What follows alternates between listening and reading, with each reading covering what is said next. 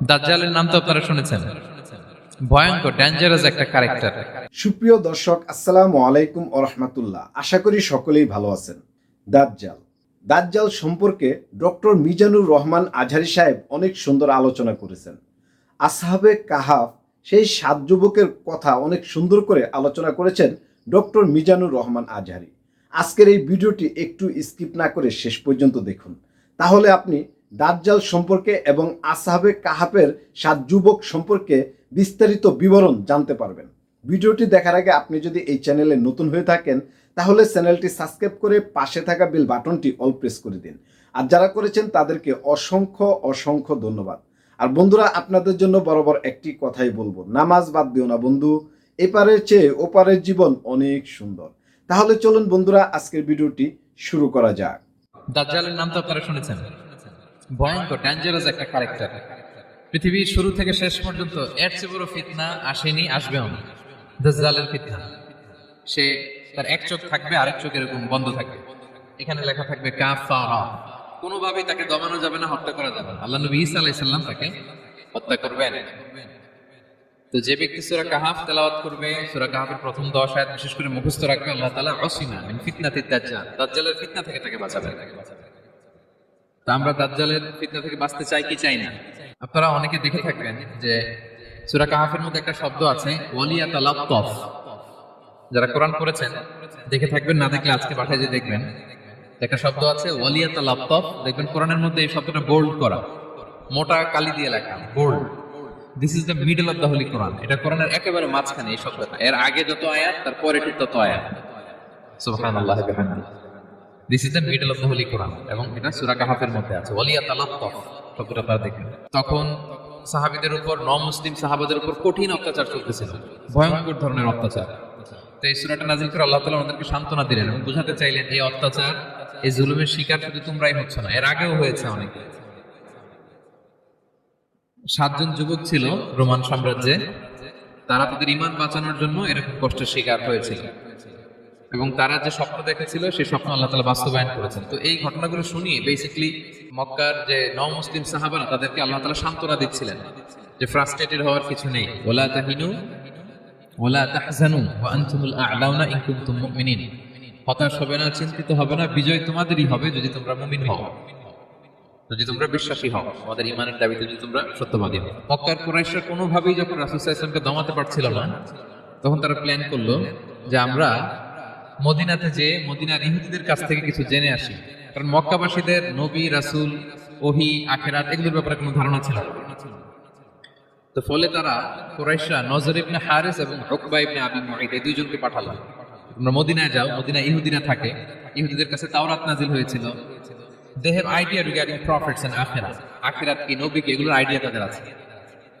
তো তাদের দুইজনকে পাঠালো যে তোমরা যে তাদের জিজ্ঞেস করো যে আমাদের জ্ঞাতি ভাইদের মধ্যে থেকে একজন তো নবী দাবি করে, সে কি আসলে নবী কিনা, আমরা কিভাবে বুঝবো? তো যে চিন্তা সেই কাজ, তারা গেল মদিনাতে, মক্কা থেকে মদিনায়, যে খুলে বললো যে আমাদেরই এক ছেলে, আমাদেরই এক লোক বয়স 40 হওয়ার পর থেকে বলে আমি নবী, আমার কাছে ওহী আসে, আল্লাহ আমার কাছে বাণী পাঠায়, আর তিনি আমাকে বাণী বাহক করে পাঠিয়েছেন তোমাদের কাছে। এটা আসলে সত্য কিনা, আমরা একটু কনফিউশনে আছি। তো ইহুদিরা বলল তোমরা যে তাকে 3টি প্রশ্ন করবে, যদি উত্তর দিতে পারে বুঝবে সত্য নবী। 1 নম্বরে জিজ্ঞেস করবে যে মুহাম্মদ বলো তো আসহাবে কাহাফ কারা, আসহাবে কাহাফ সম্পর্কে তোমরা কি জানো? যে সূরাটার নাম সূরাতুল কাহাফ। কাহাফ মানে হচ্ছে কে, গুহা, মানে গুহাবাসী। 7 জন যুবক এই গুহার ভিতরে আশ্রয় নিয়েছিল ঈমান বাঁচানোর জন্য। মুহাম্মদ তুমি যদি সত্য নবী হও বলো এই ঘটনাটা কি। 2 নম্বরে তাকে জিজ্ঞেস করবে জুলকারনাইন বাদশা সম্পর্কে কি জানে, সে কিছু জানে কিনা। 3 নম্বর তাকে জিজ্ঞেস করবে মা হুয়া রূহ, রূহ কি, যে রূপটা দেহে ঢুকলে মানুষ নড়ে চড়ে, প্রাণবন্ত থাকে, অ্যানিমেশন থাকে, এটা বের হয়ে গেলে সে ডেড বডি, লাশ হয়ে পড়ে থাকে। What is the origin of রূহ, স্পিরিট? এই 3টা প্রশ্নের উত্তর যদি জানে তাহলে আসলেই সে সত্য নবী। তারা এসে জিজ্ঞেস করলো মুহাম্মদ বলো আসহাবে কাহাফ কারা, বলো জুলকারনাইন কে, বলো রূহ কি। এই 3টা প্রশ্নের উত্তর যদি করতে পারো তাহলে বুঝবে তুমি সত্য নবী। রাসূল সাল্লাল্লাহু আলাইহি ওয়াসাল্লাম বললেন ঠিক আছে যাও, আগামীকাল উত্তর বলে দেব। তিনি ইনশাআল্লাহ বলতে ভুলে গেলেন। রাসূল সাল্লাল্লাহু আলাইহি ওয়াসাল্লামের ধারণা ছিল প্রতিদিনই তো জিবরাইল কোরআনের আয়াত নিয়ে আসে, তো তারই ধারাবাহিকতায় আগামীকাল আসবে, আমি জিজ্ঞেস করে নিব এই 3টা প্রশ্নের উত্তর। তারপরের দিন সবাই এসে হাজির, কিন্তু জিবরাইল আলাইহিস সালাম আসেনি। রাসূল সাল্লাল্লাহু আলাইহি ওয়াসাল্লাম একটু বিব্রতকর পরিস্থিতিতে বললেন, তারা বললো তুমি তো আজকে অ্যাপয়েন্টমেন্ট দিয়েছো, ডেট দিয়েছো, বলো উত্তর বলো। রাসূল সাল্লাল্লাহু আলাইহি ওয়াসাল্লাম বললো আজকে না, আগামীকাল বলে দিবে। রাসূল সাল্লাল্লাহু আলাইহি ওয়াসাল্লাম ইনশাআল্লাহ কথাটা মনে করতে পারতেছেন না। এরপরের দিনও তারা এসে হাজির, থেকে রাসূল সাল্লাল্লাহু আলাইহি ওয়াসাল্লাম উত্তর দিতে পারতেছেন না। তারপরের দিন এভাবে পিছাচ্ছেন, রাসূল সাল্লাল্লাহু আলাইহি ওয়াসাল্লাম ডেট দিচ্ছেন, এভাবে একদিন, 2 দিন, 3 দিন না, 15 দিন। কয়দিন? এদিকে তো এই প্রশ্নের উত্তর জানার জন্য এখন একজন দুজন আসে না, দলে বলে কাফেররা আসে, কারণ রাসূল সাল্লাল্লাহু আলাইহি ওয়াসাল্লামকে এখানে অপমান করা যাচ্ছে, ছোট করা যাচ্ছে, হেয় করা যাচ্ছে। তারা এসে হাসাহাসি করে। আবু বকর, ওমর রাদিয়াল্লাহু তাআলাকে বলে, দেখো তোমরা না বলছো সত্য নবী, উনি সত্য নবী হলে তো প্রথম দিন উত্তর দিয়ে দিতে পারতো, পারে না কেন? এটা থেকে বোঝা যাচ্ছে তিনি আসলে মিথ্যাবাদী। 15 দিন রাসূল সাল্লাল্লাহু আলাইহি ওয়াসাল্লামের জন্য এত বিব্রতকর পরিস্থিতি আর ছিল না। 15 দিন পর আল্লাহ তাআলা আয়াত নাযিল করলেন, ওয়ালা তাকুলান্না বিশাইইন ইন্নী ফাইলুন যালিকা গাদা ইল্লা আইয়াশা আল্লাহ। অর্থাৎ হে নবী, ভবিষ্যতের কোনো কাজে যখন ওয়াদা দিবেন, কমিটমেন্ট করবেন, আপনি আইয়াশা আল্লাহ মানে ইনশাআল্লাহ বলা ছাড়া কখনো দিবেন না। রাসূল সাল্লাল্লাহু আলাইহি ওয়াসাল্লামকে শিক্ষা দেওয়ার মধ্যে দিয়ে বেসিক্যালি আল্লাহ তাআলা গোটা মুসলিম উম্মাহকে শিক্ষা দিলেন, আমাদেরকে শিক্ষা দিলেন, যাতে আমরা ভবিষ্যতের কাজে আগে ইনশাআল্লাহ বলি। তো রাসূল সাল্লাল্লাহু আলাইহি ওয়াসাল্লাম লেসনটা পেলেন। এরপর আল্লাহ তাআলা উত্তর জানিয়ে দিলেন, আম হাসিবিতা আন্না আসহাবাল কাহফি ওয়ার রাকিম কানু মিন আয়াতিনা আজাবা। টানা 2 পৃষ্ঠা উত্তর দিলেন আসহাবুল কাহফ কারা। তাওরাত, জাবুর, ইনজিলে কোথাও এত বিস্তারিত উত্তর নাই আসহাবে কাহফের ব্যাপারে। আল্লাহ তাআলা আল কাহফ, সূরাতুল কাহফ নামে গুহাবাসীদের নামে একটা সূরা দিলেন, বিস্তারিত 2 পৃষ্ঠায় বর্ণনা করলেন তারা কারা। কুরাইশ তো তাজ্জুব বনে গেল, ঘটনা কি, মুহাম্মদের উত্তর কিভাবে জানেন? সে তো কারো কাছে পড়ে নাই, লেখে নাই, এই দেশের বাইরেও কোথাও যায় নাই। দ্বিতীয় প্রশ্ন ছিল যুলকারনাইনকে আল্লাহ আয়াত নাযিল করলেন, ওয়ায়াসআলুনাকা আন যিলকারনাইন কুল সাআতলু আলাইকুম মিনহু যিকরা। টানা আল্লাহ তাআলা প্রায় 1.5 পৃষ্ঠা, 1 পৃষ্ঠারও বেশি যুলকারনাইনের ঘটনা শোনালেন। আর রূহের কথা শোনালেন সূরা আল ইসরাতে, ওয়ায়াসআলুনাকা আনির রূহ কুলির রূহু মিন আমরি রাব্বি ওয়া মা উতীতুম মিনাল ইলমি ইল্লা কালিলা। রূহ এটা আল্লাহর স্পেশাল একটা অর্ডার, আল্লাহর আদেশে এটা ঢুকে আল্লাহর আদেশে বের হয়, এটা কেউ ছুতে পারে না, ধরতে পারে না, দেখতে পারে না, এটা আল্লাহর পক্ষ থেকে একটা মিরাকেল। 3টা প্রশ্নের উত্তর যখন আল্লাহ তাআলা দিয়ে দিলেন, রাসূল সাল্লাল্লাহু আলাইহি ওয়াসাল্লাম তাদেরকে সাবলীল ভাষায় শুনিয়ে দিলেন, তারা অবাক হয়ে গেল। যে ব্যক্তি সূরা কাহফের প্রথম 10 আয়াত মুখস্থ করবে, সে দাজ্জালের ফিতনা থেকে মুক্তি পাবে। দাজ্জালের নাম তো আপনারা শুনেছেন, ভয়ঙ্কর ডেঞ্জারাস একটা ক্যারেক্টার। পৃথিবীর শুরু থেকে শেষ পর্যন্ত এর চেয়ে বড় ফিতনা আসেনি, আসবেও না। দাজ্জালের ফিতনা, সে তার এক চোখ থাকবে, আরেক চোখ এরকম বন্ধ থাকবে, এখানে লেখা থাকবে কাফারা। কোনোভাবেই তাকে দমানো যাবে না, হত্যা করা যাবে না। আল্লাহ নবী ঈসা আলাইহিস সালাম তাকে হত্যা করবেন।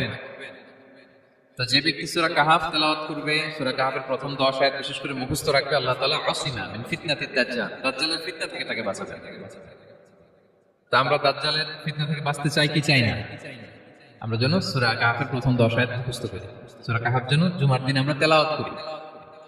So now the question arises, what is the relationship of Suratul Kahf with Dajjal? দাজ্জালের সাথে সূরা কাহফের রিলেশনটার কারণ কি? একটা মেকানিজম তো এখানে আছে। এত সূরা থাকে, রাসূল সাল্লাল্লাহু আলাইহি ওয়াসাল্লাম কেন বলেন যে সূরা কাহফ পড়লে দাজ্জালের ফিতনা থেকে বাঁচবে? কারণটা কি? এর কারণ হচ্ছে দাজ্জাল আমাদেরকে যে সমস্ত জিনিস দিয়ে ফিতনায় ফেলবে, ওই ফিতনাগুলোর সলিউশন আল্লাহ তাআলা সূরা কাহফের ভিতরে রেখে দিয়েছেন। প্রিয় বন্ধুরা, আজকের এই ভিডিওর মাধ্যমে আপনারা ডক্টর মিজানুর রহমান আজহারী সাহেবের কাছ থেকে জানতে পারলেন দাজ্জাল সম্পর্কে, আসহাবে কাহফের 7 যুবক সম্পর্কে জানতে পারলেন আজকের এই ভিডিওর মাধ্যমে।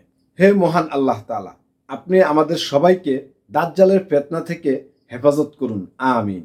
বন্ধুরা, আজকের ভিডিও এই পর্যন্তই। এই ভিডিও সম্পর্কে আপনাদের কোনো মতামত থাকলে অবশ্যই কমেন্ট বক্সে দিবেন। দেখা হবে নতুন কোনো এপিসোডে। সে পর্যন্ত ভালো থাকবেন, সুস্থ থাকবেন। আজকের মতো বিদায় নিচ্ছি। আসসালামু আলাইকুম ওয়া রাহমাতুল্লাহি ওয়া বারাকাতুহু।